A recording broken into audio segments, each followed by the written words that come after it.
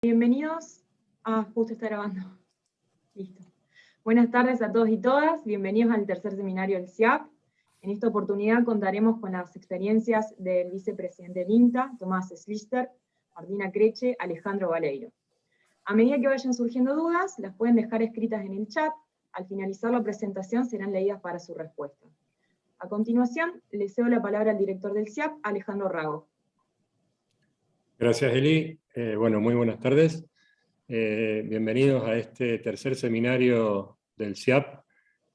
Para poner un poco en contexto esta serie de seminarios que organizó el centro, se desprende del curso de capacitación para becarios, que también el centro viene organizando todos los años, para fundamentalmente becarios de nuestra institución y de las unidades ejecutoras de doble dependencia con sede en nuestros institutos.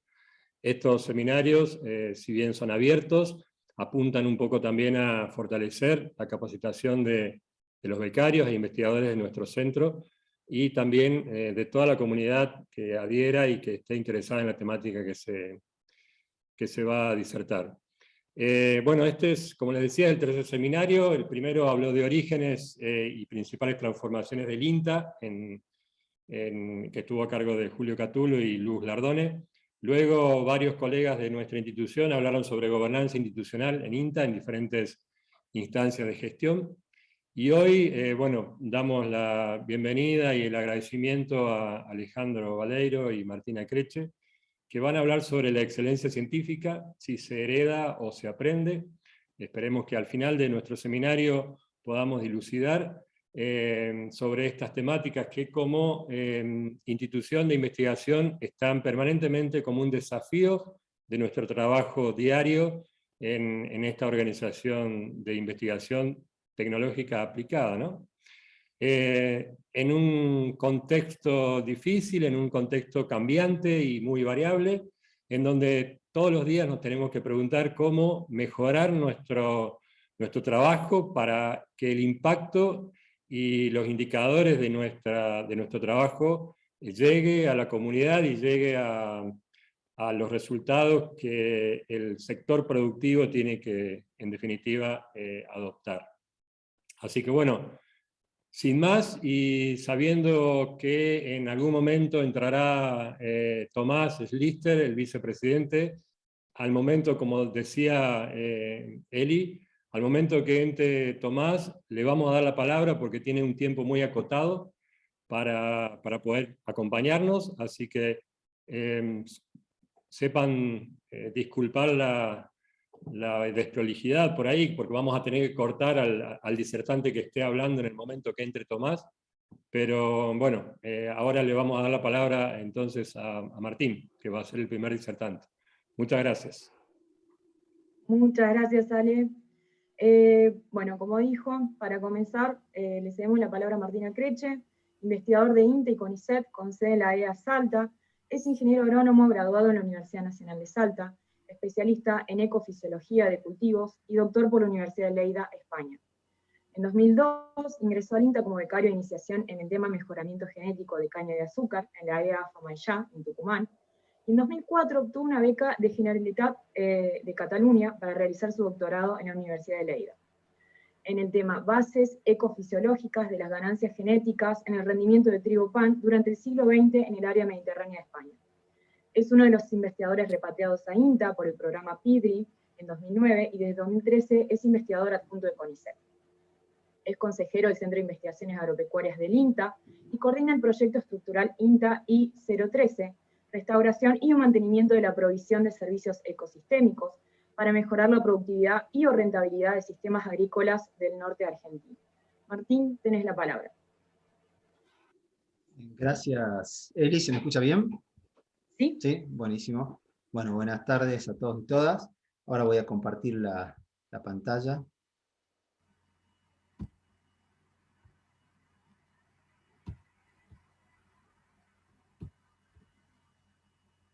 A ver. Listo. Creo que está bien. ¿Ahí la ven? Martín, ponela en modo presentación, por favor. Perfecto. Díganme cuando esté. Ahí está, Perfecto.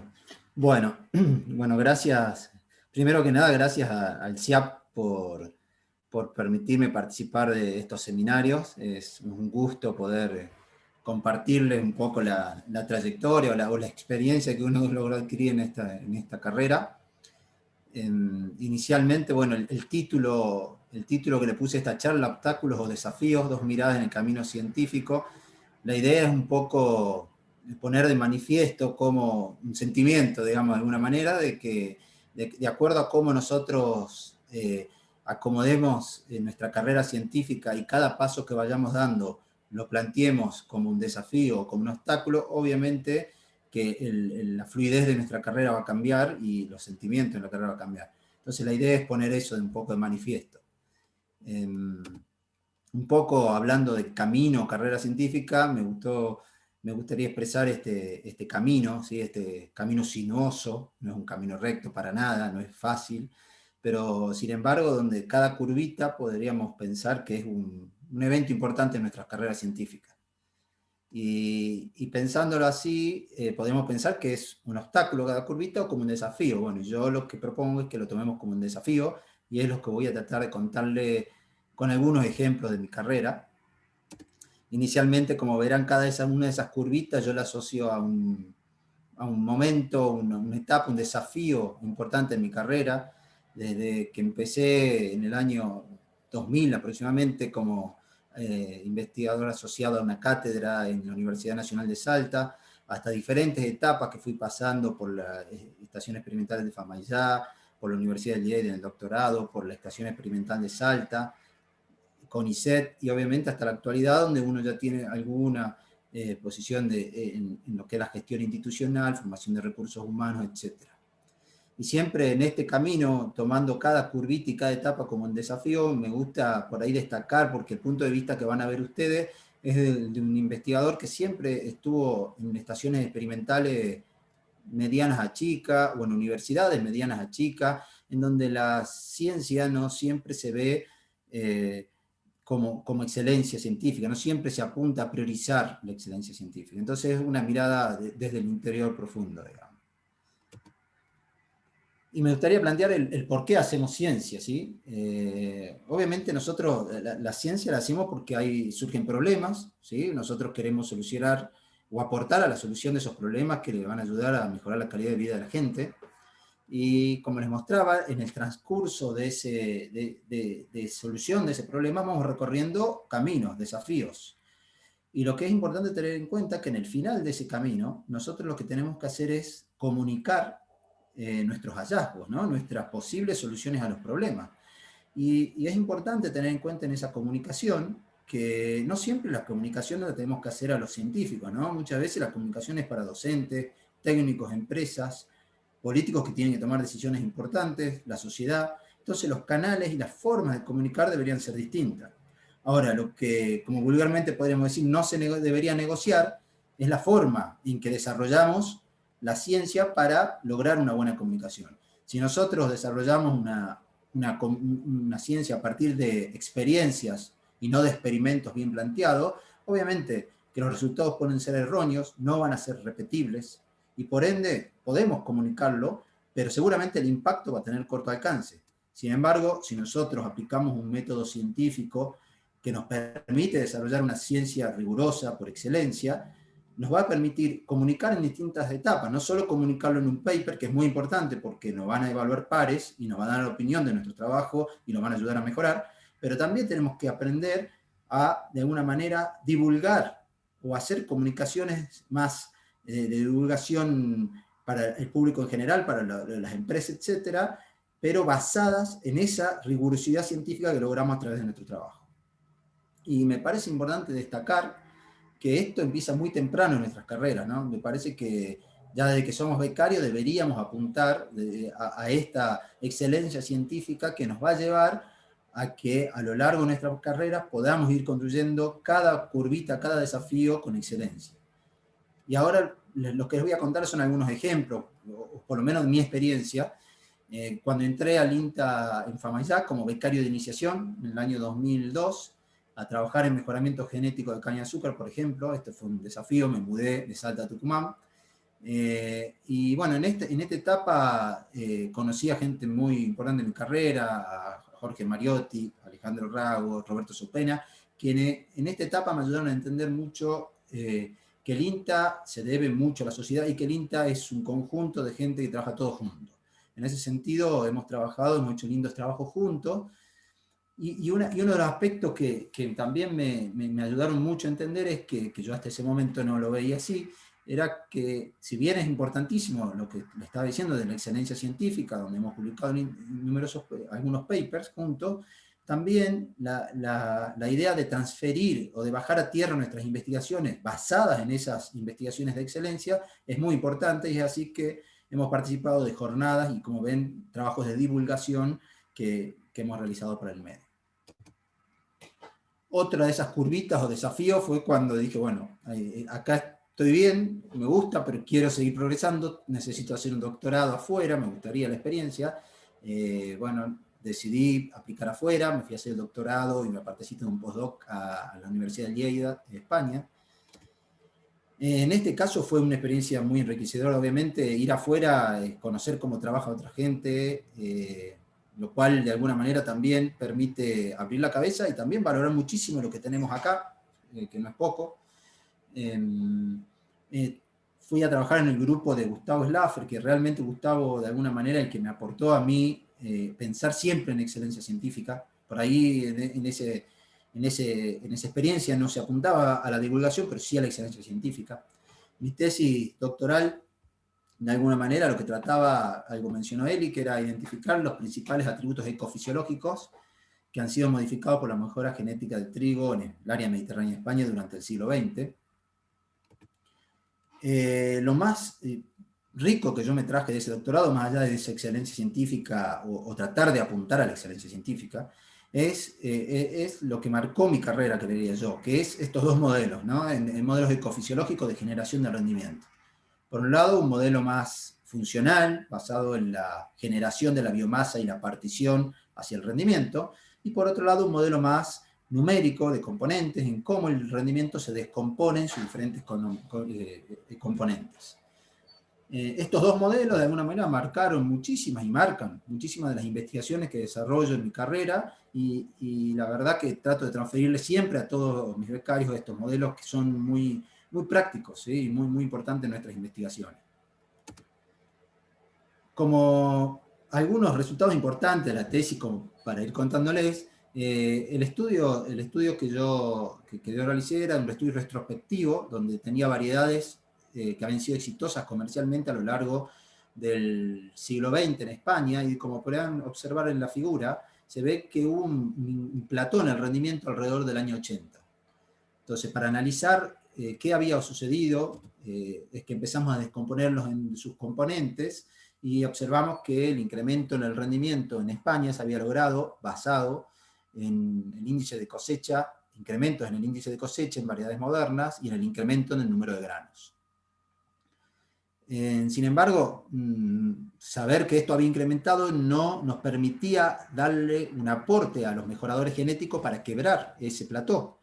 Por lo tanto, empezamos a hacer estudios más profundos en ciertas variedades de esa serie histórica, tratando de encontrar de alguna manera la causa de esa falta de quiebre en el plató.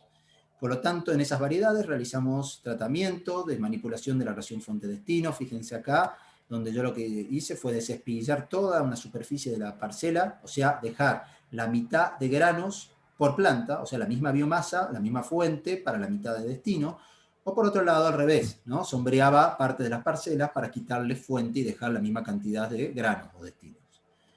Pero esto, más que nada, lo quería mostrar para contarles un poco en el principal resultado y cómo aportamos al programa de mejora, que fue acá, como verán, se observa el peso medio de los granos y su evolución en el tiempo. Y en blanco, en circulitos blancos, se ven los tratamientos desespiguillados, o sea, las que tenían la mitad de granos, y el control. Como vemos, en las variedades antiguas, esas que marco en celestito, lo que se observó, encontramos, fue que no había un cambio en el peso medio del grano entre las tratadas y controles. Por lo tanto, las variedades antiguas estaban limitadas por destino, o sea, necesitaban más número de granos para aumentar el rendimiento, que es lo que se había observado en el pasado y que es lo que encontramos nosotros. Sin embargo, cuando observamos las variedades modernas, ¿sí?, lo que hemos encontrado en este caso es, fíjense, que los circulitos blancos presentaron diferencias significativas con los negros, por lo tanto, las variedades modernas ya no solo estaban limitadas por destinos, sino también presentaban una colimitación entre fuentes y destinos. Y esto cambió un poco, de alguna manera, la forma de pensar de los mejoradores del programa de mejora, en este caso de España, del área mediterránea, porque tuvieron que modificar en base a esto, discusiones que tuvimos, de cómo mejorar solo por destinos o empezar a incorporar una estrategia de seleccionar por número de granos y por biomasa total y su partición. Lo que quiero destacar nuevamente es que en este caso apuntamos a una excelencia científica y que en este caso la aplicación fue para un programa de mejora genética. Es una etapa, creo yo, la del doctorado muy importante, tenemos que aprovecharla, crecer mucho, generar esta excelencia científica o intentar generarla, y también me parece interesante valorar el aporte que todos los que nos rodean nos hacen, ¿no? Director, codirector de tesis, compañeros, los revisores de los papers, ¿no?, nos ayudan a generar esa excelencia. Por lo tanto, creo que es una etapa para valorar mucho. Una nueva curvita, un nuevo desafío en mi camino es la repatriación argentina, ¿no? Después de estar en un lugar súper ordenado, donde uno ve muchas cosas y aprende mucho, me surgió la posibilidad de la repatriación argentina. En este caso era un desafío muy importante, porque era retornar al país a trabajar en un tema que no había trabajado nunca, que era la gestión ambiental integral de la caña de azúcar, o sea, salir de lo que era la ecofisiología de trigo. Pero la verdad que aparte era un desafío que demandaba mucho, ¿no? Era un programa interesante, la verdad, para retornar. Entonces se esperaba de un investigador que genere proyectos, que forme recursos humanos, que publique, ¿sí?, que haga ciencia de excelencia. Por lo tanto, era un lindo desafío.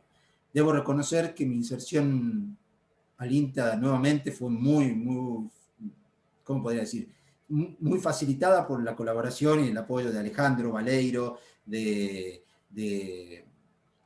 Fernando Andrade, quienes me ayudaron no solo a encontrar mi lugar en el INTA realmente, y a que todo esto lo pueda realizar de manera más tranquila, sino también a cohesionar un poco esto de la gestión ambiental y la ecofisiología, ¿no?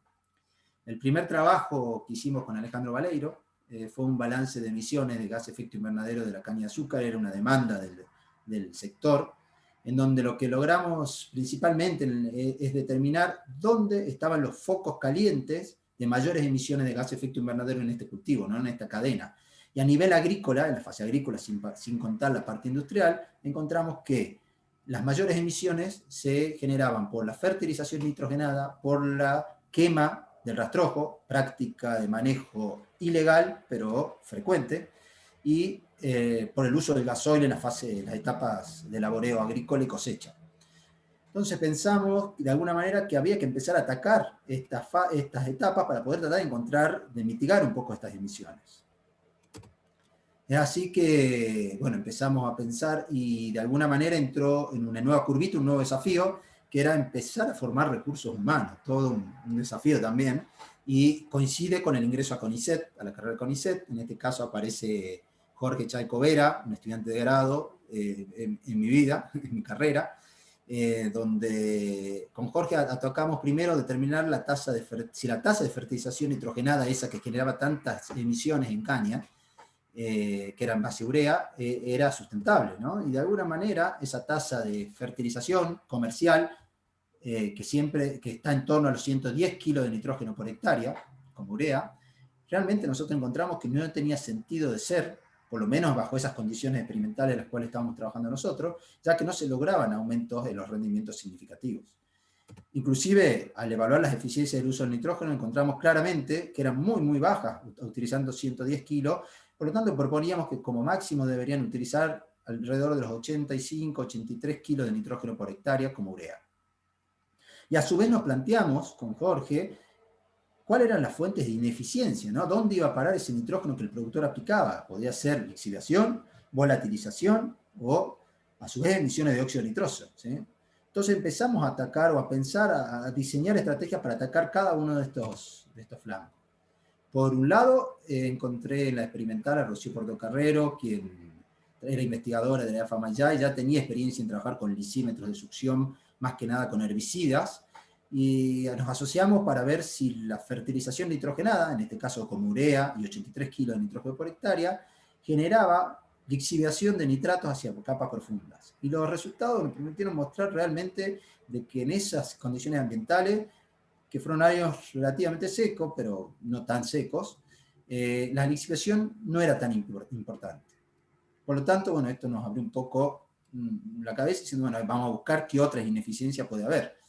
Y justo a partir de estos resultados aparece una empresa, o sea, esos resultados como un paper, los toma una empresa, y que es Giara, y nos propone realizar un ensayo sobre una propuesta de ellos de nitrato de amonio, que era un fertilizante que ellos decían que era de baja volatilización, para ver cómo se comportaba la caña y qué pasaba con la volatilización. Y efectivamente, los resultados mostraron de que sí, era un fertilizante de prácticamente nula volatilización en comparación con el 10% del nitrógeno que se perdía en la urea, ¿sí? Sin embargo, los resultados del rendimiento mostraron un comportamiento totalmente no esperado, podríamos decir, en base a la volatilización, en donde la urea seguía generando mayores rendimientos que el nitrato de amonio. Esto de alguna manera desalentó a la empresa, que la idea era seguir haciendo investigaciones, ver qué pasaba con la lixiviación en ambas formulaciones. En el caso del nitrato de amonio podríamos esperar de que haya un poco más de lixiviación, pero también la idea era plantearles que ellos nos ayuden a determinar las tasas de emisión de dióxido nitroso en ambos fertilizantes, algo que en ese momento quedó estancado. Perdón, Martín, te quedan 5 minutos, ¿sí? Bien. Bueno, me apuro un poco. Bueno, entonces empezamos la parte de emisiones con Jorge Chaycovera, donde lo que hicimos fue evaluar de alguna manera las fuentes de cómo impactaban la quema y la fertilización, en donde determinamos de que la fertilización fuertemente impacta las emisiones de óxido nitroso, que es un gas de efecto invernadero con alto potencial de calentamiento global. Con Jorge, obviamente, apuntamos a hacer ciencia por excelencia, ciencia con rigurosidad, pero también, como verán, hemos hecho comunicación y divulgación en diferentes ámbitos, periódicos, páginas web, etcétera, basados en dichos papers.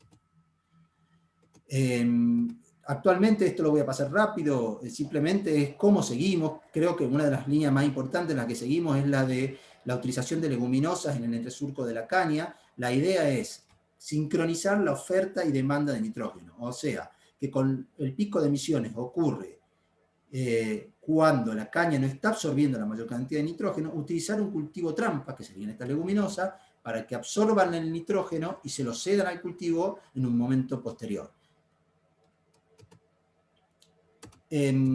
Paralelamente inicié estudios retrospectivos en caña de azúcar también, básicamente similares a lo que planteé en la tesis doctoral, en donde lo interesante de todo esto fue que encontramos que no había evolución en el número de tallos, ¿sí? Algo que los mejoradores siempre mejoraban por número de tallos. A su vez encontramos que las variedades modernas interceptaban mayor radiación, cantidad de radiación interceptada a lo largo del ciclo, pero que la eficiencia en el uso de la radiación era similar entre variedades antiguas y variedades modernas. Esto también lo hemos publicado y a su vez, como el objetivo era aplicar y ayudar al programa de mejora genética a superarse, cuando nos sentamos a dialogar con el programa de mejora genética, vimos que las variedades representadas en rojo, que son las variedades modernas, presentaban mayor intercepción, pero que aún así, en el esquema de separación de surcos a unos 60, no generaban una intercepción máxima, no llegaban al 95% de intercepción. Necesitaban, eso sí, menos días para llegar a alcanzar la máxima intercepción, y a su vez presentaban una arquitectura erecta. Entonces pensamos junto con el programa de mejora genética en qué otros cultivos, en otros cultivos se logrado una reducción del espaciamiento entre surcos asociadas a un genotipo adecuado, lograban mayor rendimiento y mayor intercepción de la radiación. Por lo tanto, nos planteamos un nuevo idiotipo y nuevo manejo en caña de azúcar para estrechar los surcos, generando más surco por hectárea, y basado en que este estrechamiento va a generar un sombreado de la base de las plantas más temprano, disminuyendo la relación rojo lejano, disminuyendo el macollamiento del cultivo, algo que se demostró en otros cultivos, generando un macollamiento eficiente. Esto es, la caña generalmente genera numerosos macollos y a cosecha solo llegan 50-60%, 50-40% de los mismos.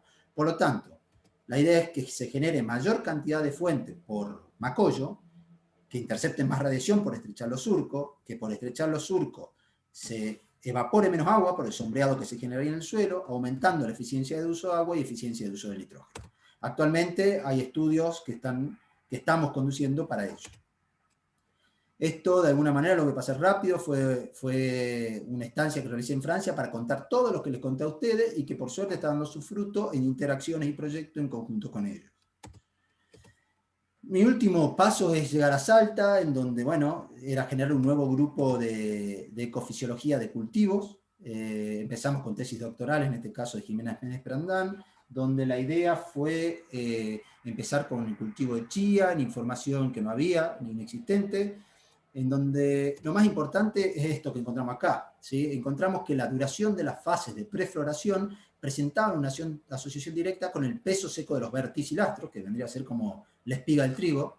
Por lo tanto, modificando esa fase o alargándola a cierta fase, podríamos tener mayor peso seco de verticilastro y por lo tanto, como hay una asociación directa con el rendimiento, también mayor rendimiento. Estos estudios, de alguna manera, se publicaron en papers con rigurosidad científica, pero también, como les comenté al principio y con lo de caña, apuntamos a divulgar los resultados en jornadas y en el periódico basados en excelencia científica. Bueno, el grupo ha crecido mucho, está haciendo diferentes trabajos con estas personas. Otra curvita que no me gustaría dejar pasar es la participación en gestión institucional. A mí en particular me permitió crecer mucho como investigador, como gestor y como entendedor del INTA y su amplitud, ¿sí? Creo que la gestión institucional fue importante para mí. Algo que estoy orgulloso es este grupo. Cuando yo llegué a Salta no había prácticamente nada y hoy en día tenemos todo un grupo de ecofisiología formado con becarios externos, inclusive a nuestro grupo que trabajan con nosotros. Mantenemos las buenas relaciones humanas que creemos que es parte de este trabajo. Y para finalizar, simplemente volviendo a este camino sinuoso que yo les había mostrado, si nosotros lo tomamos como cada curvita como un obstáculo, seguramente se va a hacer cuesta arriba, no lo vamos a disfrutar. Sin embargo, como les vengo planteando, si cada una de esas curvitas es un desafío en nuestra carrera, para crecer como profesionales, para disfrutar lo que estamos haciendo, disfrutar del paisaje. ¿Y a qué me refiero con disfrutar del paisaje? Fíjense en este iceberg, en donde lo que se ve obviamente es lo que producimos. Simplemente se ve el paper o lo que comunicamos del paper. Y sin embargo, creo que hay un montón de aspectos de nuestra carrera, que es lo que no se ve, que está debajo del iceberg. Yo qué sé, el crecimiento personal, la satisfacción de trabajar duro, formar recursos humanos, la excelencia científica, la resiliencia al fracaso, ¿por qué no? ¿Sí? Las buenas relaciones personales, los viajes, etc. Eso sería el paisaje de cada uno de nuestros desafíos que nos ayudarían de alguna manera a disfrutar este desafío y a lograr de alguna manera a que ese camino sinuoso se transforme en una recta y que nos construya de alguna manera la excelencia científica. Bueno, les agradezco mucho, espero no haberme pasado mucho con el tiempo. 1 minuto 32, Martín. Gracias. Perfecto. Bueno.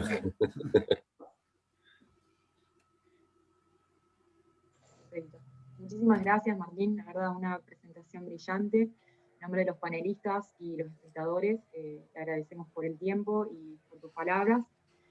A continuación, para seguir con el programa del seminario, le vamos a ceder la palabra a Alejandro Baleiro, quien es actualmente coordinador del laboratorio virtual del INTA en Europa, la INTECH, con sede en Montpellier, Francia.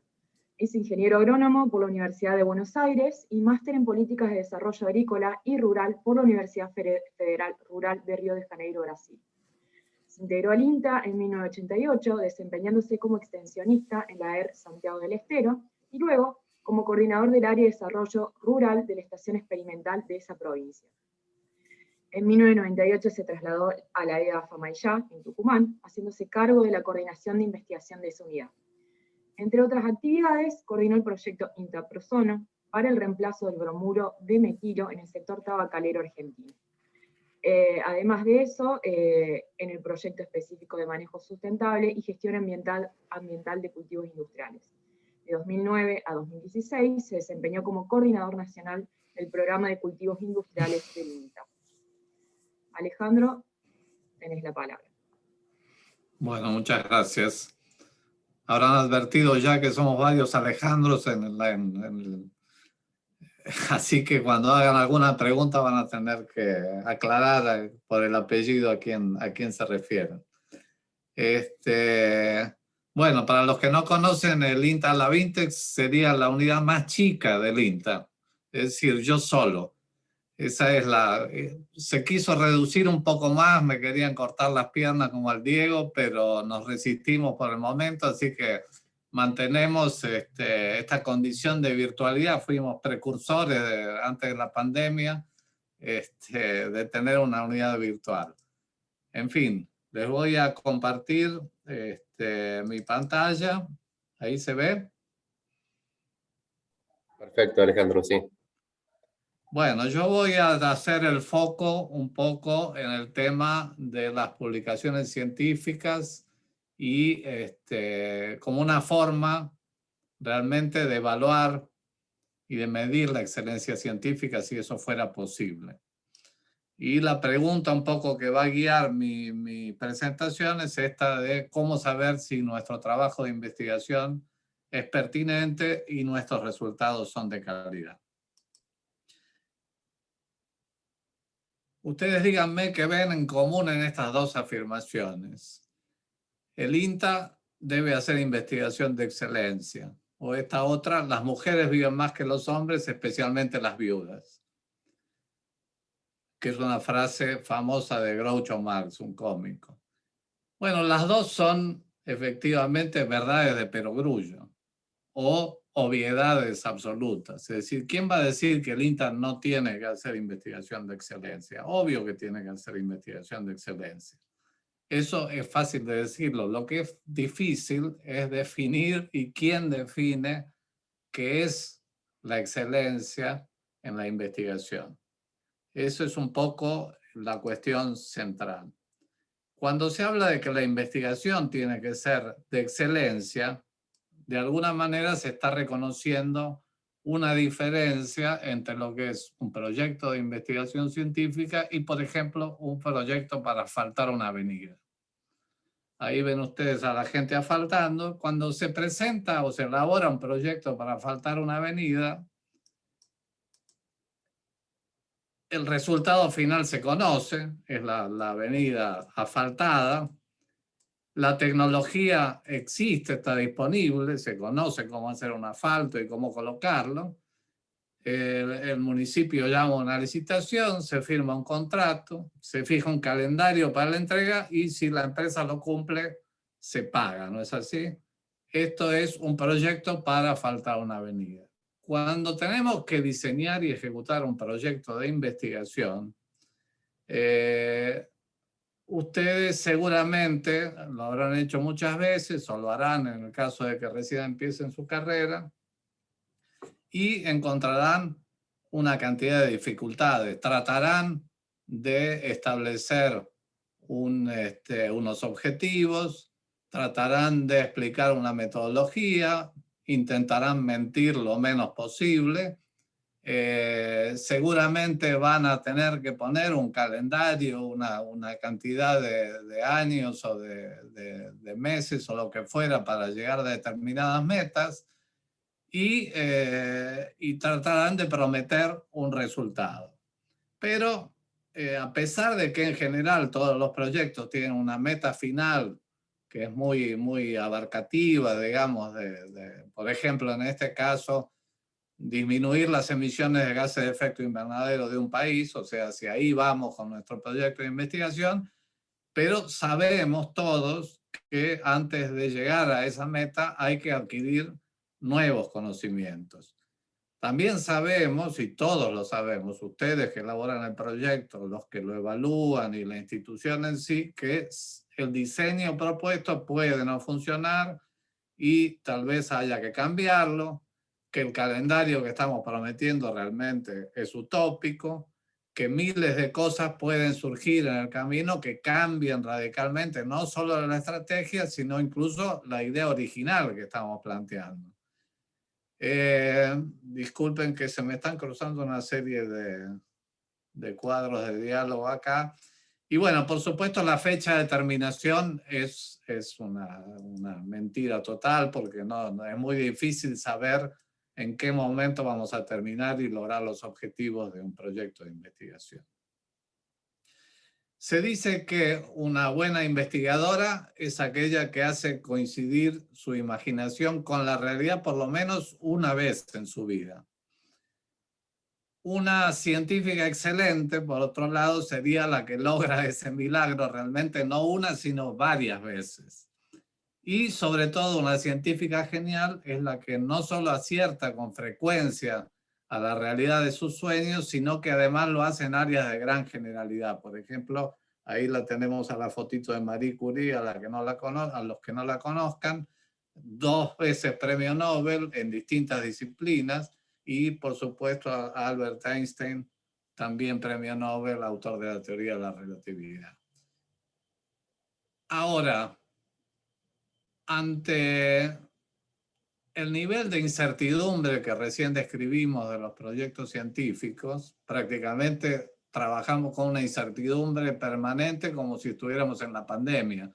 O sea, esta incertidumbre que vivimos todos hoy, no sabemos si salir a la calle o no, no sabemos si podemos entrar en un supermercado que está lleno de gente o no, dudamos de si acompañar a nuestros hijos en la clase de matemática por Zoom, en fin. Vivimos en un nivel de incertidumbre permanente. Eso es un poco el sentimiento general de los investigadores durante toda su carrera.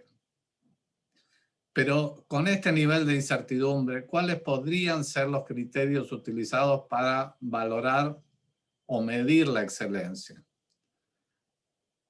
Hay que diferenciar proyectos, lamentablemente, proyectos y resultados malos, buenos y excelentes, aún en el caso de aquellos proyectos que caen dentro de las prioridades que ha establecido el INTA o el CONICET o la institución que fuera, porque se supone que antes de aprobarlos se habrá analizado su grado de pertenencia con los objetivos institucionales.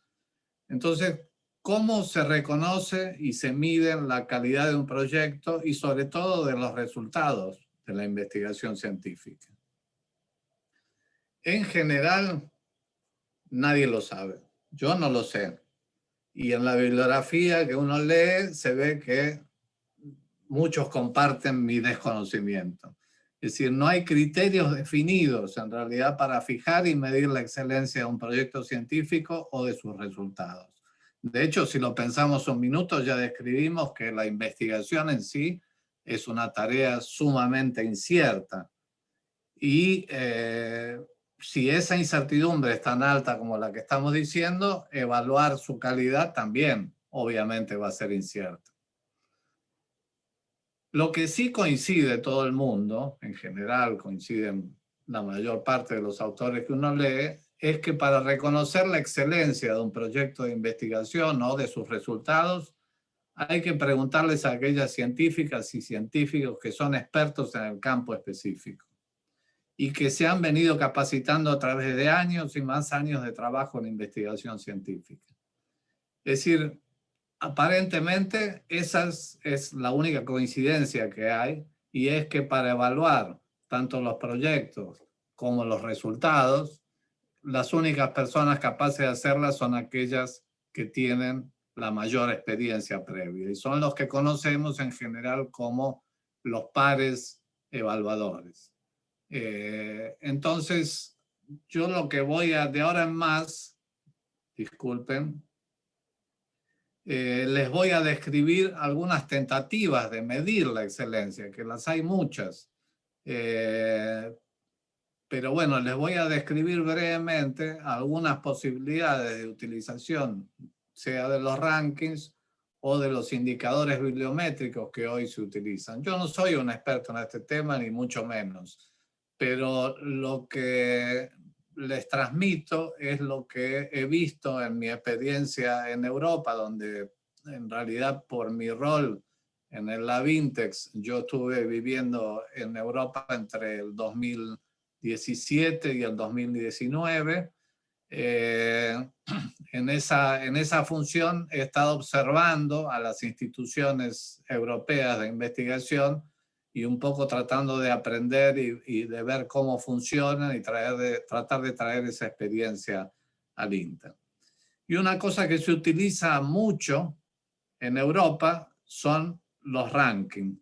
Ustedes habrán oído hablar de los distintos rankings que hay, que de alguna manera establecen un orden de importancia, de jerarquía entre las instituciones que se dedican tanto a la enseñanza como a la investigación científica. En general, la mayor parte de los rankings clasifican a las universidades de todo el mundo, pero hay algunos rankings como el CIMAGO, en el cual yo les voy a mostrar los resultados, que clasifica también a las instituciones de investigación. Y aquí encontramos las curvas que describen la performance del INTA. Fíjense ustedes en esta curva en negro, arriba a la izquierda, la evolución del INTA en el ranking internacional de instituciones gubernamentales de investigación. Y fíjense cómo ha ido mejorando hacia los años 2013, 2014, 2015 hasta el 2017 y después empieza a caer en forma importante. Hasta 2020 el INTA estaba en el lugar 698 a nivel mundial en el ranking CIMAGO. ¿Eso qué nos indica? Simplemente la evolución de la curva, no nos dice mucho más que eso, pero esa curva se puede descomponer en estos tres indicadores que son los otros tres gráficos. El segundo es el ranking de investigación, o sea, solamente tomando investigación medido a partir de las publicaciones científicas en la base Scopus. Es el indicador que toma el ranking CIMAGO. Y fíjense que aquí, bueno, la tendencia de la curva es diferente, digamos, y de alguna manera se puede entender que esta curva está como compensando las otras dos que vamos a ver. La tercera curva se refiere al ranking en innovación. Y esa, lamentablemente, no nos favorece, como ustedes ven, que se ha venido muy abajo el INTA en este sentido, tiene que ver con la cantidad de patentes registradas por la institución analizada, en este caso el INTA.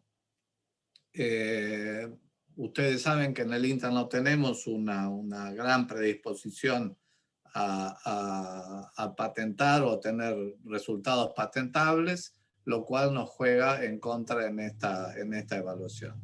Y finalmente, y curiosamente diría yo, lo que llaman el ranking social, y que tiene que ver con el acceso a la página de internet de las instituciones y la cantidad de información que se baja de las páginas de internet de las instituciones. Y fíjense que curiosamente, si bien el INTA tiene una actividad muy dinámica a través de internet y muchos de sus resultados del trabajo se divulgan a partir de internet, sin embargo, hemos venido cayendo en ese ranking y estamos en el lugar 217.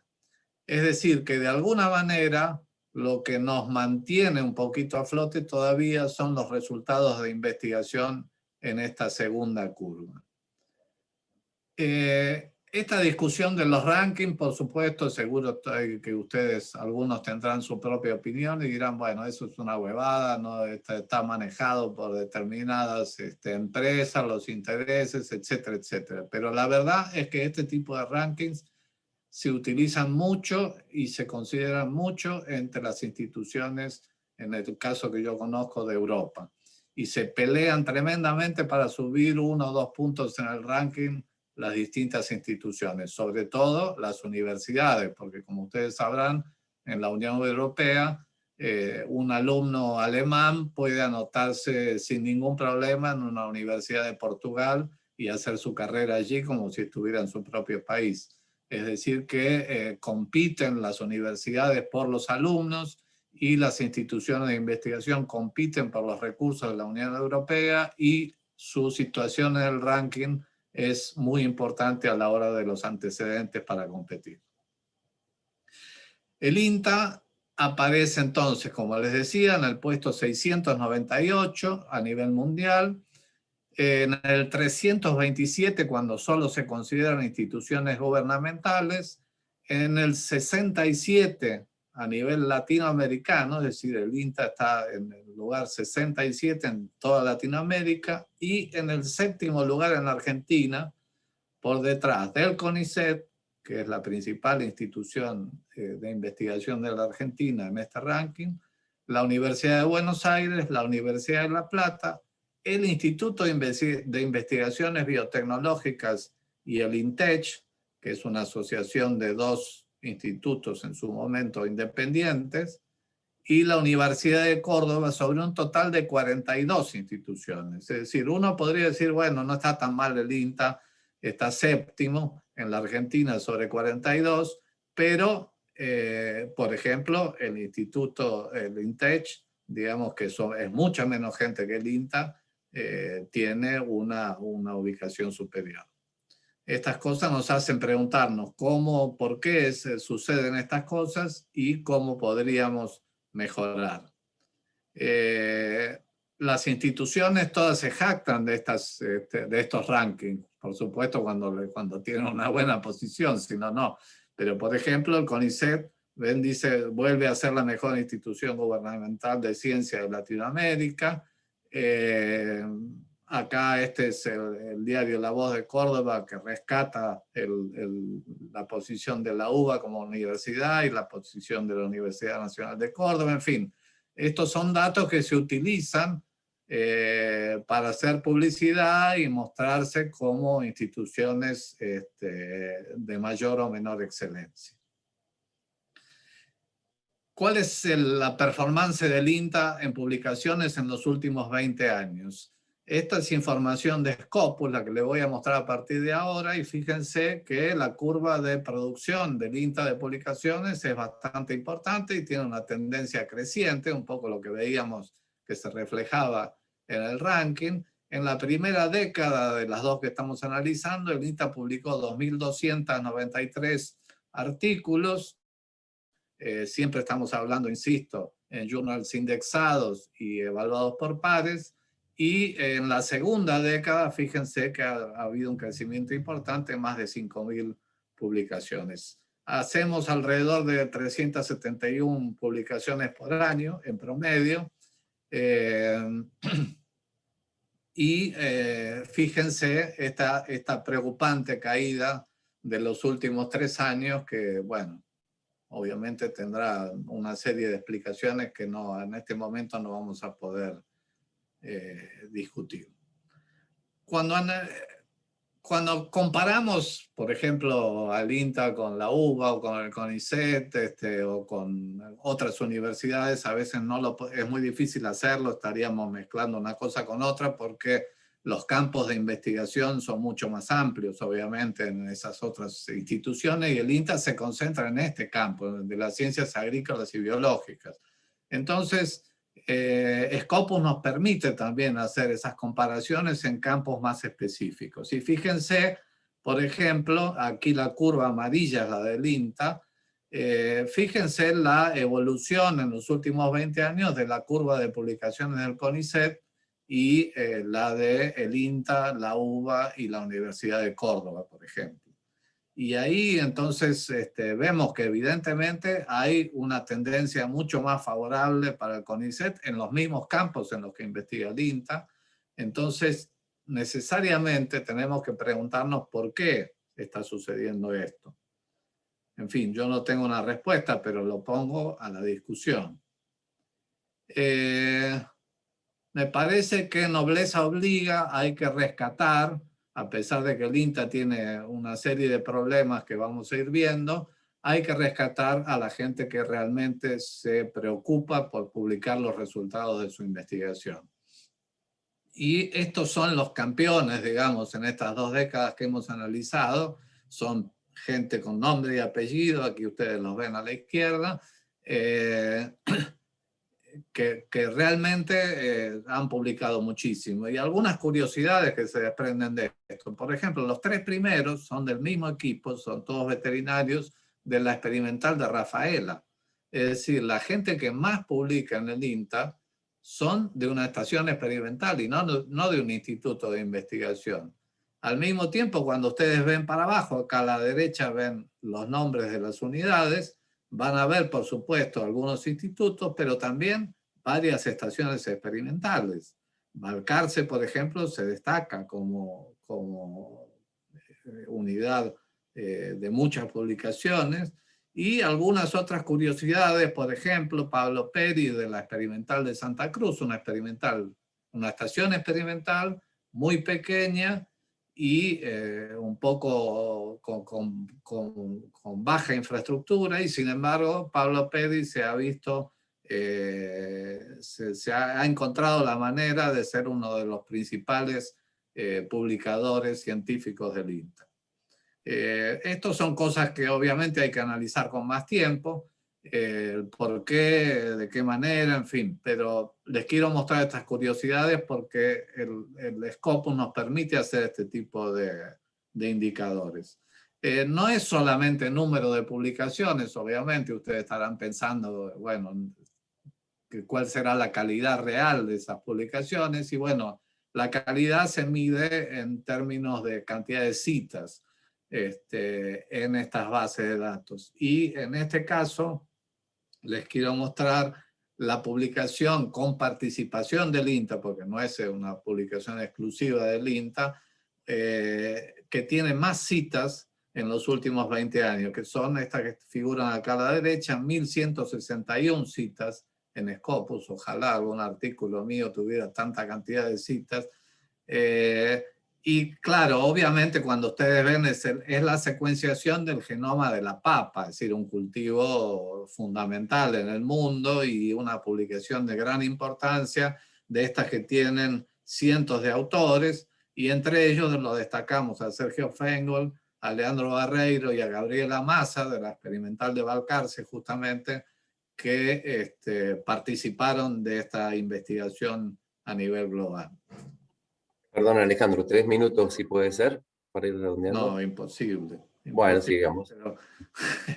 Pero aprovecho que Tommy no apareció todavía, así que le puedo ocupar el tiempo. Bien, perfecto. También podemos ver quiénes son los socios con los cuales publicamos, y vemos acá que las cifras en las abscisas van de entre los 2.000 y 2.500, en fin, publicaciones con estos socios. Cuando vemos los socios internacionales, ahí vemos que tenemos un problema, o sea, porque estamos en los entre 100 y 140 publicaciones con socios internacionales en estos 20 años, y es bastante poco. Esa es probablemente las explicaciones del por qué tenemos poco impacto con nuestras publicaciones. Vamos a tratar de avanzar más rápido. ¿En qué revistas publicamos más? Y acá acá ustedes ven las revistas abajo, con las cuales más publicamos, pero una cosa que me importa mostrarles es que acá ustedes pueden ver claramente una diferencia en 2 grupos. Las revistas de arriba, digamos, es el CiteScore, o sea, las revistas por su indicador de citas, es decir, cuántas son las citas que tienen cada revista y por lo tanto el impacto. Es un indicador de impacto, CiteScore se llama en el caso de Scopus. Y ustedes pueden ver que son estas revistas que tampoco son de altísimo impacto, es decir, están entre 6 y 3, digamos, son claramente diferentes de estas otras de abajo, que lamentablemente son las revistas nacionales, incluyendo nuestra propia revista RIA. Es decir, evidentemente, si publicamos mucho en revistas nacionales, nuestro índice de impacto va a ser menor, porque todos sabemos que revistas en castellano se leen mucho menos en el ambiente internacional, y por lo tanto se citarán mucho menos y tendremos menos impacto. Y obviamente también aún las revistas internacionales en las que estamos publicando más tampoco son las de mayor impacto. Por supuesto que hay excepciones, pero deberíamos preocuparnos un poquito más por eso. Ahora, ¿por qué no nos comparamos con otras instituciones? Sé que es molesto, pero hay que hacerlo. Esto, por ejemplo, es la cantidad de investigadores. Este es un trabajo que se hizo en 2013. El número de investigadores está en equivalente full time, o sea, no es el número exacto de personas, sino equivalente full time. Y en ese momento el INTA tenía 2.100 investigadores. Ustedes ven Embrapa en Brasil 2.400 y INIA Chile apenas 322 y Uruguay 141. Sin embargo, cuando vemos el número de publicaciones por investigador, fíjense que en el INTA tenemos 3,4, el INIA de Chile tiene 3,6, el INIA de Uruguay 7,6, es decir, no más que duplica las publicaciones por investigador, y en Embrapa ni hablar 11,7. Es decir, publicamos poco. Aún los que publican mucho, es decir, los top 10 dentro de los investigadores que más publican, fíjense, acá estamos un poco mejor, digamos, en el INTA 94,4, el número de publicaciones dentro de los top 10, pero en Embrapa 174. Es decir, también estamos muy lejos. Voy a tratar de acelerar el número de investigaciones, el número de publicaciones por investigador. Si nos comparamos internacionalmente, estamos todavía más complicados. Fíjense, la barra del INTA al lado del INIA de España, el Chaigas de Irlanda, el IRTA de Cataluña o el INRA de Francia, que son instituciones que no son puramente de investigación, sino también de transferencia, y sin embargo tienen muchísimas más publicaciones que nosotros. El SciScore promedio, comparado con esas otras instituciones, ven ustedes que también nosotros publicamos con mucho menos impacto que el resto de las instituciones. Entonces, desde el punto de vista institucional es fundamental publicar con evaluación por pares para asegurarse la pertinencia y calidad de nuestros resultados. Si no, ¿de qué otra forma podríamos evaluar la calidad de la investigación en el INTA? Vimos ahora con la crisis de la pandemia la importancia que tiene el publicar cuando las empresas se desesperaban por publicar en las revistas de mayor prestigio, como estamos viendo acá, los resultados de sus respectivas vacunas. Cuando se discutía que si la Sputnik había publicado o no había publicado y las críticas que se hacían. Es decir, publicar es central para no solo difundir, sino para exponer los resultados a la discusión de la comunidad científica e irlos mejorando y tener buenos resultados. Ahora, en el INTA, cuando preguntamos a la gente, esto no es resultado de una encuesta, sino comentarios que uno escucha, gente que dice, no publico porque no me lo exigen, nadie me lo reconoce, los productores no leen revistas científicas, etcétera, etcétera. Mientras que otros sí, efectivamente quieren contribuir al avance de su campo, es bueno para las carreras, entienden que buscan reconocimiento y les gusta viajar internacionalmente, en fin, les sirve para conseguir financiamiento, hay de todo. La pregunta es cómo mejoramos todos estos temas que acabamos, estas falencias que acabamos de ver. Y bueno, hay que hacer un diagnóstico, hay que planificar la mejora, hay que incentivar y motivar a la gente y hacer un seguimiento y una evaluación de las mejoras. Una primera cosa, un primer dato de diagnóstico. Yo hice sobre un listado de los becarios y becarias que me pasaron desde el CIAP, un total de 45, algún rápido análisis. Y me sorprendió que tienen un muy buen número de partidas, porque estamos hablando de becarias y becarios que por supuesto tienen distintas antigüedades, pero en general estamos hablando de gente que no tiene una carrera muy dilatada. Entonces, 1,95 publicaciones por cada uno está bastante bueno. Y el H-Index, que sería el índice de impacto de cada uno de esos autores para Scopus, es 0,77. Ahora vemos que el 54% de los becarias y becarios no tienen ninguna publicación. Eso es un primer dato de partida. Entonces, tenemos que empezar a analizar ese tipo de cosas. Ahora, cuando vemos cada una de las unidades del CIAP, ahí nos encontramos con alguna sorpresa. Por ejemplo, el grupo de sanidad animal de Salta, que tiene solo 5 becarios participantes, evidentemente tiene un número de publicaciones superior al promedio del resto de los institutos. Fíjense ustedes, me parece que es un dato interesante. Obviamente, por lo que veo en las publicaciones, son publicaciones que ya venían de instituciones anteriores, de las universidades donde trabajaba esta gente. Sí, pero evidentemente hay o se ha hecho una selección con ese criterio o se ha elegido de alguna manera a los becarios y becarias con un criterio diferente, y su promedio es bastante alto, incluso ninguno tiene 0 publicaciones.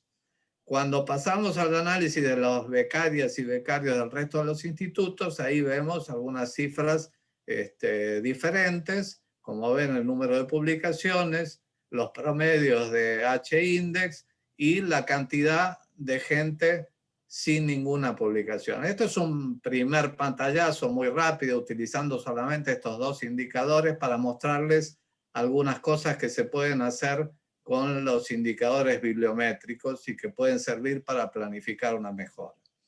Estos son búsquedas, voy a pasar rápido porque Scopus, no sé si todos ustedes lo han utilizado con este objetivo. En general uno lo usa para buscar publicaciones en su tema y leer papers, etcétera, pero también puede usarse para ver el desempeño tanto de personas como de grupos, como de temáticas o de instituciones. Si uno busca, entonces en este caso escanea temas relacionados a la caña de azúcar con el INTA, y acá empiezan a aparecer las publicaciones, en los años, los distintos autores, etcétera, etcétera. Y vamos analizando y vemos los site-score y podemos ir analizando las distintas carreras de cada uno de los participantes y ver cómo ir avanzando. Y se puede planificar una mejora. Esto que vemos acá es el plan estratégico de línea de España, el equivalente al INTA, y fíjense que planifican un crecimiento en el número de artículos y también en la calidad de los artículos, ubicándolos en este caso en el primer cuartil del área de conocimiento, o sea, pasar de 68 a 75 en 3 años, artículos en el primer cuartil. Es decir, es una cosa que puede planificarse institucionalmente. Y acá, por ejemplo, el tema de las patentes, también planifican inscribir tantas patentes. Se puede planificar individualmente. Esto es muy importante, sobre todo para los becarios que empiecen una disciplina de planificar sus presentaciones en congresos, sus publicaciones potenciales, en función de los potenciales resultados. Obviamente todo el ambiente de incertidumbre que describimos hace que muchas veces estos calendarios sean incumplibles, pero es importante tener en cuenta que desde el comienzo de un ensayo, de un trabajo de investigación, hay que estar pensando en que tiene que terminar una publicación. Eso nos va a hacer trabajar mucho más seriamente, mucho más consistentemente, pensando que al final tenemos que rendir un examen. Es un poco como nos pasaba en la facultad. Después hay una cantidad de posibles estrategias de motivación y de incentivación de los integrantes de nuestro grupo, de los becarios. En fin, si yo fuera director del CIAP, Dios me libre de semejante cosa, haría una cantidad de estas cosas, digamos, que reconocer a los investigadores que más publican, las carreras de los que más han publicado a lo largo de toda su historia, en fin, sugerir una cantidad mínima de publicaciones por año, como hace el CONICET, por ejemplo, en fin, una cantidad de estrategias para ir mejorando. Y un poco creo que acá sí termino. Estos son algunos premios que no entiendo por qué el INTA nunca da, digamos, premios, incentivos a los mejores investigadores jóvenes, a los investigadores del año, en fin. Cosas que son muy importantes en otras instituciones. Esto es INRAE de Francia y un instituto del Instituto Max Planck de Alemania. Es decir, hay ejemplos por todo el mundo de que estas cosas sirven para incentivar. Y bueno, les dejo nuestra dirección de Twitter. Síganos en Twitter aquellos que tengan, porque ahí publicamos continuamente oportunidades de becas en Europa, llamados de proyectos, etcétera, etcétera, novedades alrededor de las instituciones europeas que resultan en general muy, muy útiles. Les agradezco, disculpen la demora. Muchísimas gracias, Alejandro. Excelente tu presentación. Vemos que se sumó Tomás Schlinter, el vicepresidente del INTA. Actualmente vicepresidente del INTA, es ingeniero agrónomo, recibido en la UBA y doctor en ciencias forestales por la Universidad George August en Gotinga, Alemania. Es autor de más de 50 artículos científicos publicados, un libro y numerosos capítulos de libros, y ha dirigido 10 tesis doctorales y 3 tesis de maestría. Fue coordinador del Programa Nacional de Investigación Forestal del INTA desde 1993 al 2014 y profesional asociado desde ese año hasta el 2017. Además de su amplia trayectoria en nuestra institución, coordinó el proyecto de conservación para el desarrollo sostenible en Centroamérica, en Costa Rica, y se desempeñó como consultor para el programa ONU-RED sobre causas de la deforestación y degradación de bosques en Argentina, entre el 2016 y el 2019. Fue consultor en impactos de la Ley 26.331 de conservación de bosques nativos en Argentina entre 2017 y 2018, en el marco del PNUD y el Ministerio del Ambiente y Desarrollo Sustentable. También se desempeñó como miembro evaluador de las propuestas de RADINES del FCPF en la revisión de las propuestas de 10 países latinoamericanos y como investigador adjunto del CONICET. Es profesor titular consulto de gastronomía en la Facultad de Agronomía de la UBA desde el 2013 hasta el presente, y en su rol de formador de recursos humanos dirigió las numerosas tesis doctorales y de maestrías ya mencionadas. Bienvenido, Tomás, te cedemos la palabra. Buenas tardes, discúlpeme, yo tenía que haber entrado antes, pero supongo que son todos becarios del INTA acá, ¿no? La mayoría personal del INTA. Yo estoy en la reunión, la peor reunión que tiene el INTA mensual, que es la reunión del consejo directivo, que no me dejó salir porque son a veces medio peleagudas.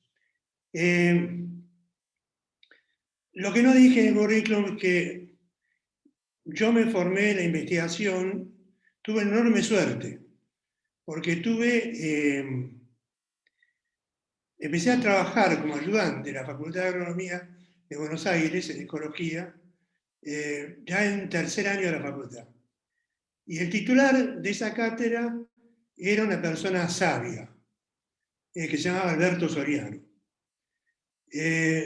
Alberto Soriano fomentaba la investigación. A veces recién estaba viendo las palabras de Alejandro Baleiro sobre los estímulos. No había estímulos económicos porque ahí no había plata prácticamente. Yo era ad honorem, pues me recibí y seguí ahí, pero por ejemplo, él siempre supo que yo tenía inquietudes sociales, aparte de la ecología, y cuando yo iba a mi escritorio me encontraba siempre papers, o muchas veces, que vinculaban aspectos socioeconómicos con la ecología. Esa es la manera de estimularme. Tirar para el lado donde yo corría. Y no imponerme ningún tema. Y desde el principio vi lo que era la excelencia en la investigación. Vi también cómo se hacía la investigación y la enorme rigurosidad que tenía esa gente. ¿Y por qué digo que el tipo este era sabio? Porque sabio es una categoría superior a inteligente. El sabio es una persona inteligente y generosa, que estimula. Y esos son los grandes líderes en la investigación. Me formé con él y después seguí otros derroteros, agarré la parte forestal, fui a Alemania, Costa Rica, y bueno, en todo lado donde fui, vi que se le daba importancia a la investigación y a las publicaciones. a las publicaciones crecientemente. Volví a Argentina, ingresé al INTA y ahí me encontré como una sorpresa. Yo entré como coordinador del Programa Nacional Forestal. Me acuerdo que una vez estábamos en la reunión de matriz discutiendo el tema este, y creo que Alejandro ya era coordinador. Y también de la parte de cultivos industriales. No estoy muy seguro, pero creo que faltó el coordinador de uno de los programas y mandó una suplente. Y cuando, la subcoordinadora, digo así. Y cuando llegó el momento de tratar las publicaciones, dijo, yo no tengo tiempo de publicar. Yo tengo que estar en el campo midiendo, polinizando. Trabajaba en mejoramiento genético. Pero bueno, entonces dije, si un coordinador no se da cuenta de la importancia de publicar, ¿qué pasa de ahí para abajo? Es imposible fomentarlo. El primer entusiasmo se genera cuando los que lideran le dan importancia. ¿Y por qué es tan importante publicar también? Por varias razones. Pero primero empecemos por el becario, por el investigador. Primero, para investigar, uno tiene que ordenarse las ideas. Y tiene que tener una hipótesis. Después desarrollar la metodología, hacer investigación, le dura una cantidad de años, juntó un montón de información, y llega el momento de que, si se va a poner a escribir, va a tener que ordenar esa información. Va a tener que organizarla en categorías. Va a tener que hacer una introducción donde tenga que explicar la importancia de lo que investigó. ¿Por qué lo investigó? ¿Qué es lo que sabía del tema antes de investigar? ¿Y cuál es el hueco que él encontró importante que faltaba para avanzar? Y después va a tener que presentar la hipótesis de qué es lo que está poniendo a prueba. Y lo que está poniendo a prueba no puede ser trivial. Tiene que ser algo que pueda salir mal, que pueda ser refutable. O sea, no puede decir, la fertilización con nitrógeno aumenta el rendimiento en maíz. Eso no, en la mayoría de los casos no es una hipótesis porque va a salir así. Tienes un nuevo conocimiento.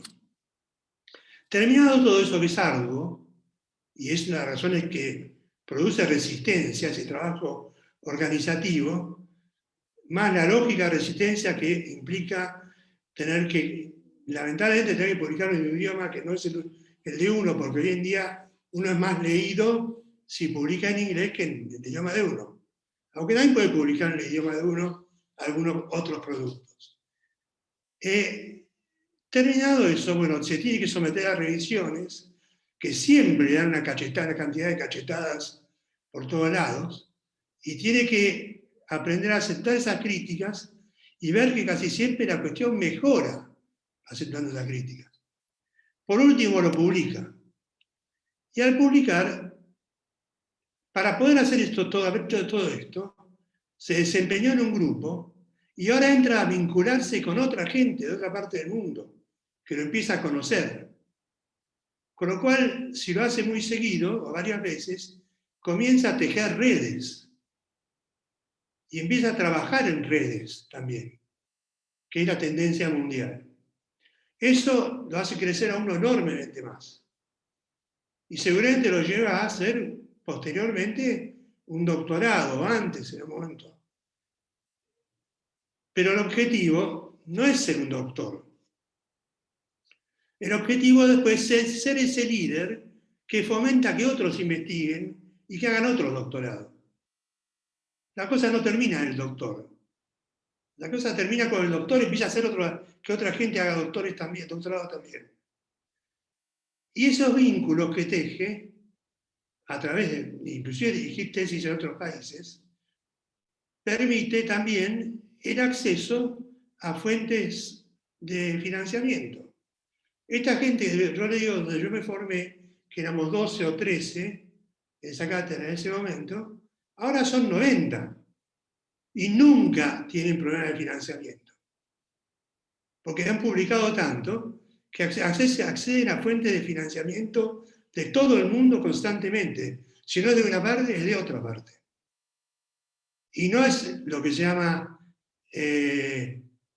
donor driven, o sea que ellos hacen lo que la comunidad financiera quiere que hagan, o que financia.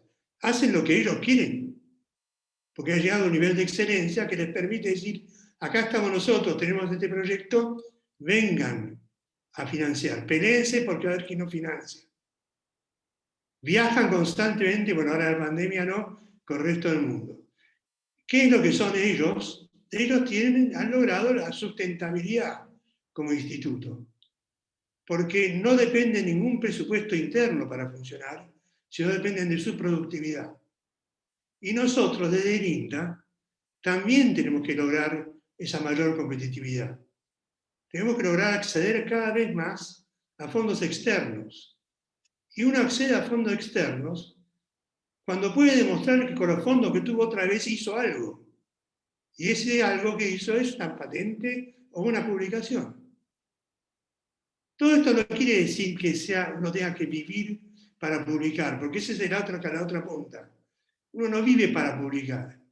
Uno publica porque es parte de la profesión, es parte de la investigación, la organización de conocimiento y dar a conocer, la obligación de dar a conocer lo que uno hizo y por lo cual le pagaron.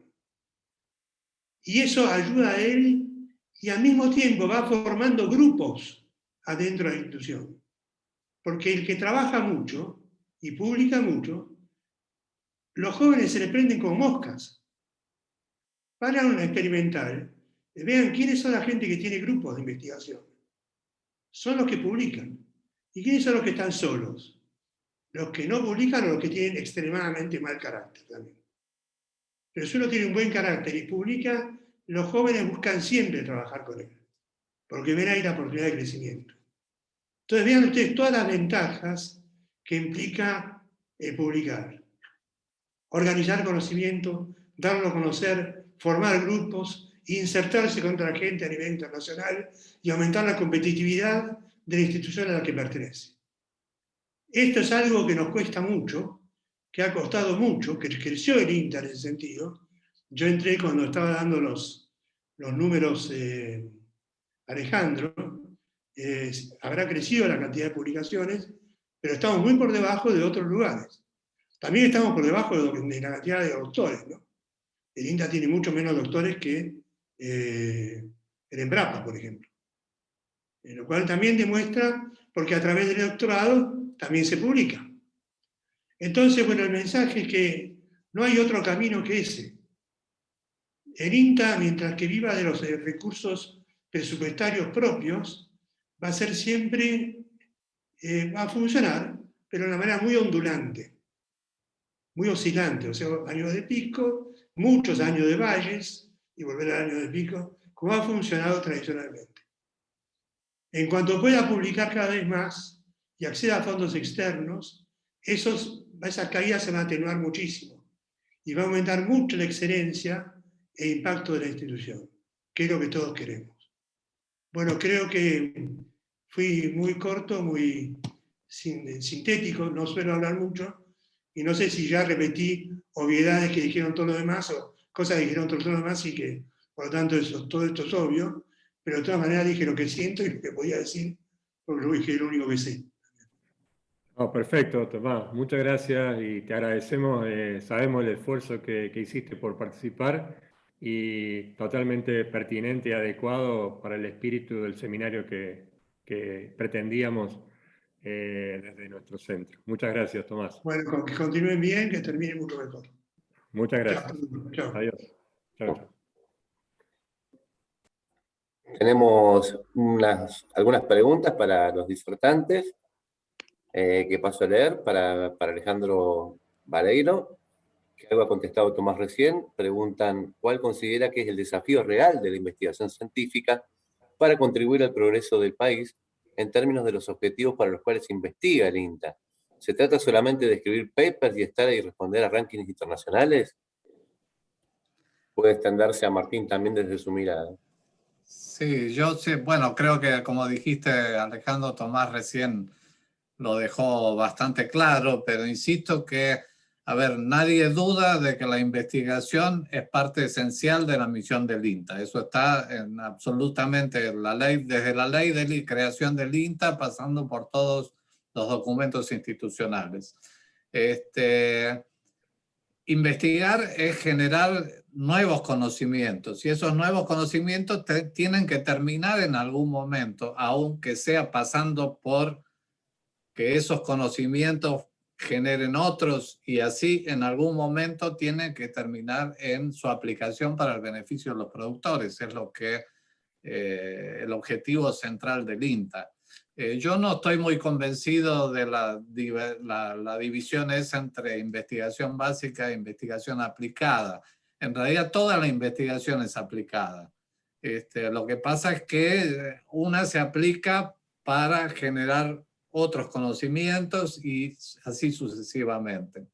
Segundo, no es que haya que vivir para publicar, como dijo Tomás recién, pero publicar también es una rendición de cuentas. Es decir, nosotros somos empleados públicos, privilegiados de alguna manera, porque hemos tenido acceso a educación de posgrado en la mayoría de los casos, y educación universitaria, y estamos pagados por fondos públicos. Y tenemos que rendir cuentas de eso. Es decir, ¿y cómo rendimos cuentas?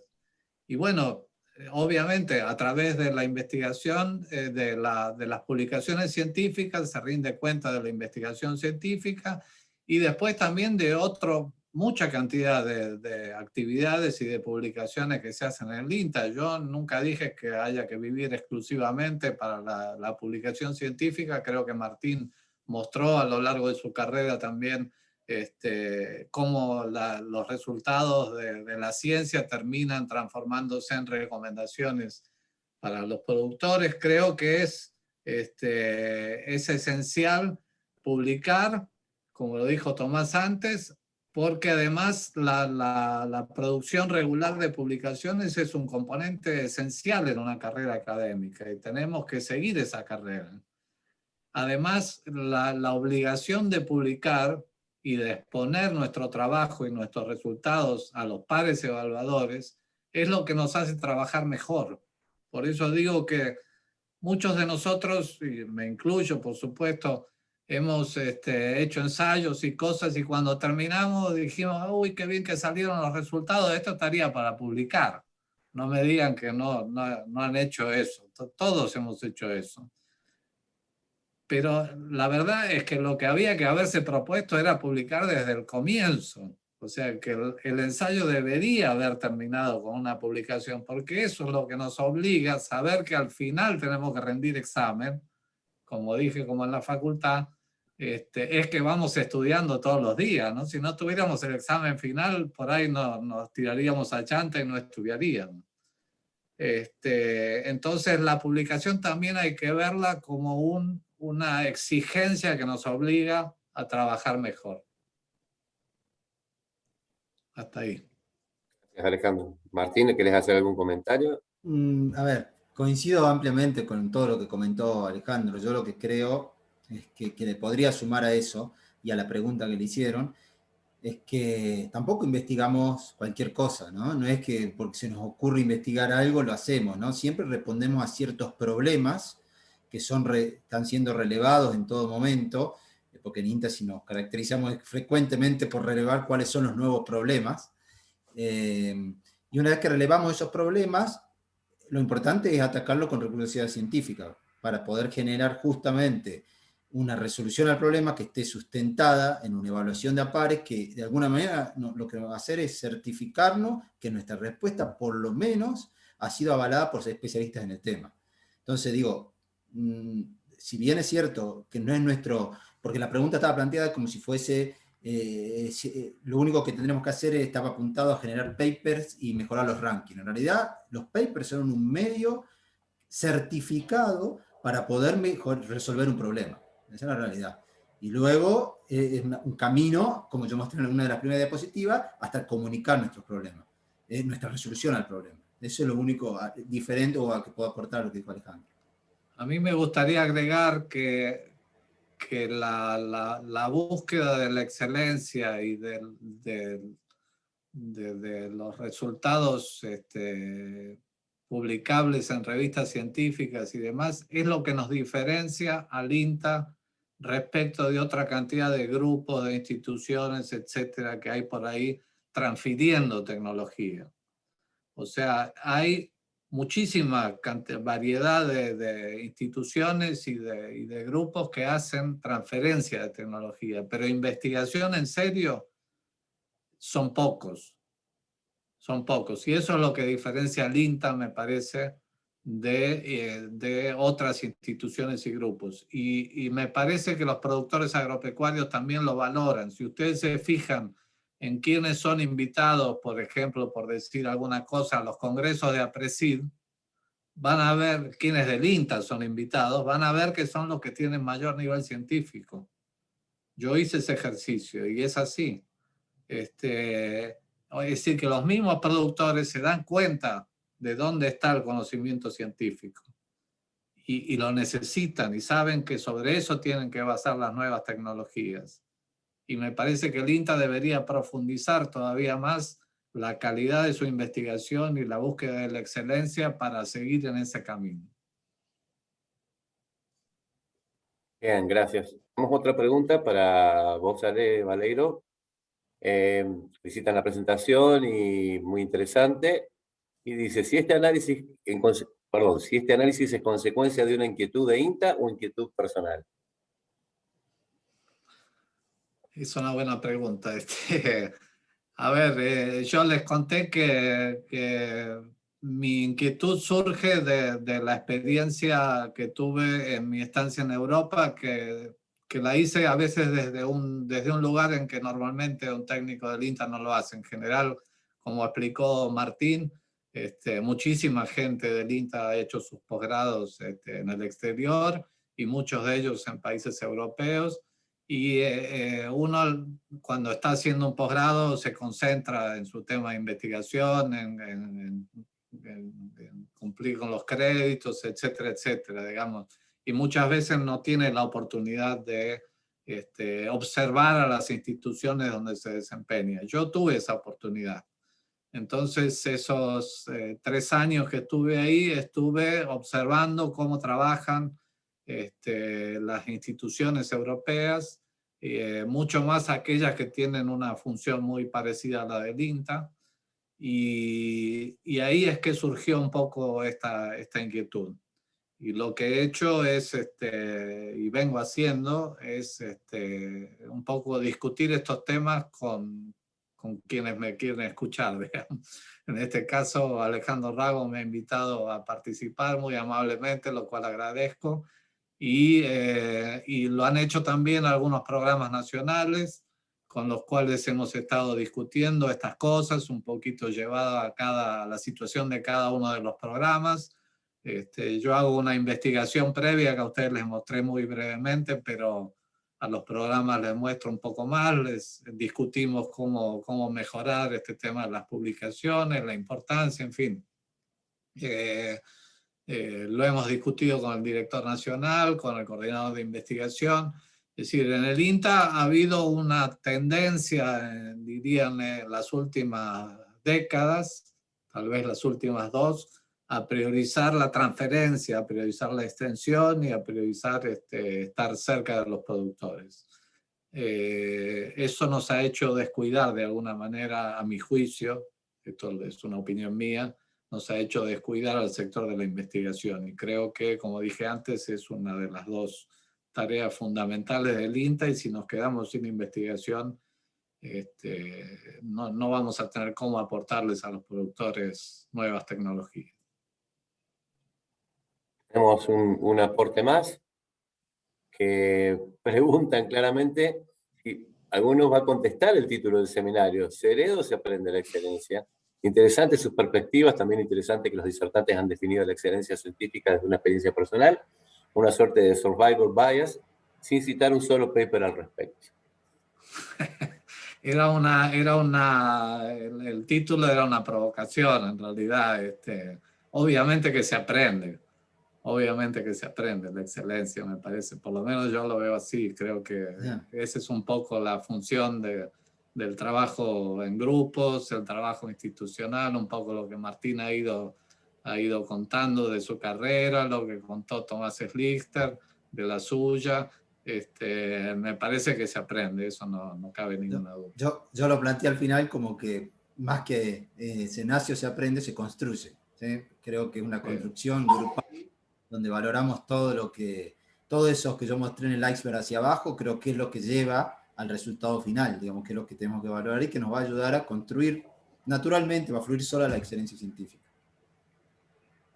Bien, gracias. Una más que tengo yo, una duda, y es tanto Martín como Alejandro, desde tu experiencia, Martín, ahí en Lérida, o Alejandro en la Vintex, ¿cuál creen ustedes que es la situación de los argentinos que vamos al extranjero en relación a la formación y por qué eso no se traduce en más publicaciones, si ese es el punto, ¿no? ¿Qué experiencia personal han tenido en ese sentido? Yo he hecho, dentro de estos análisis, he hecho un análisis de los argentinos del INTA que están en el exterior haciendo sus doctorados. Y todos, sin excepción, publican mucho y en revistas de excelente nivel, porque están en un ambiente donde eso es una exigencia, primero cada vez más es una exigencia para los doctorados. Por ejemplo, ahora Martín seguramente va a tener una mejor explicación, pero en Wageningen, en Holanda, que es la universidad que está en los topes de los rankings de ciencias agrícolas, como la mejor universidad del mundo probablemente, hacer un doctorado implica publicar 4 papers. Esa es la exigencia. Si uno publica 4 papers, por supuesto en journal de un cierto nivel, aprueba el doctorado. Es decir, esa es simplemente la forma en que, y por supuesto Wageningen es una de las universidades que más publica, porque le exige a todo el mundo publicar al menos 4, y los argentinos tienen, de la gente del INTA que va a estudiar en Wageningen, había 4 cuando yo estuve, y los visité y charlé con ellos, se han desempeñado perfectamente y han publicado esos papers y más todavía, con mucha, no diría con facilidad porque les ha costado muchísimo, pero sí, con mucha solvencia. Sí, bueno, creo que, bueno, dijiste mucho de la realidad, inclusive se puede aportar de que muchos programas ya de doctorado directamente te exigen una tesis en formato de paper, porque lo que importa realmente es avanzar en conocimiento científico evaluado de a pares. Y la verdad, mi experiencia, a ver, del extranjero es que si bien yo lo que quiero rescatar de todo esto es que si bien la productividad científica que vemos que nosotros necesitamos mejorarla en el extranjero se ve mejor, yo creo que en el caso particular de los argentinos se ve ese salto de diferencia porque van específicamente a una labor y dedican 100% su neurona a terminar y publicar, ¿no? Creo que ese ámbito es el que deberíamos lograr en los doctorados de acá, que por ahí dispersamos, o sea, sin quererlo, ¿no? Pero dispersamos mucho a los doctorandos y eso hace que se pierda parte de esa productividad que está en esa comparación que estás mencionando, Alejandro. Bien, gracias. Tenemos una chance por ahí de abrir los micrófonos porque por ahí a veces es más fácil verbalizar una pregunta que escribirla por extensión. Creo que Germán Robert quería hacer una pregunta. Caro, no sé si la habilitada el micrófono. 10 minutos. Gracias. Ahí está, ahí me escuchan. Perfecto, bueno, Germán. No, muchas Hola. Gracias. Primero agradecer a la organización y bueno, a los que presentaron, pero después respondí a mi pregunta, que fue un poco la primera pregunta que hicieron respecto del paper como objetivo o paper como producto, como un efecto secundario asociado a los objetivos, que es el avance en el conocimiento o en el desarrollo tecnológico. Pero bueno, me parece que quedó respondida recién, así que no. Muchas gracias, igual. Gracias, Germán. No sé si hay alguien más levantando la mano. No veo yo. Estamos con los tiempos Estamos bien. estipulados, ¿vale? Sí. Sí, sí.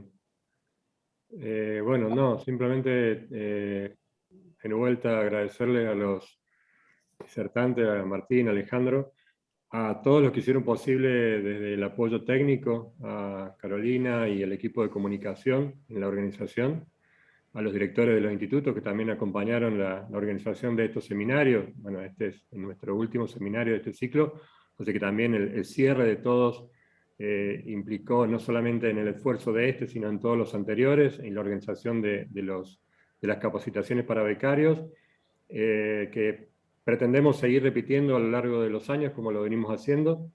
Creemos que es una instancia de formación y de visualización institucional, independientemente de que muchos de los becarios de este año particularmente son becarios de CONICET exclusivamente, ¿no? que se forman en nuestra institución, pero que no pertenecen orgánicamente al INTA.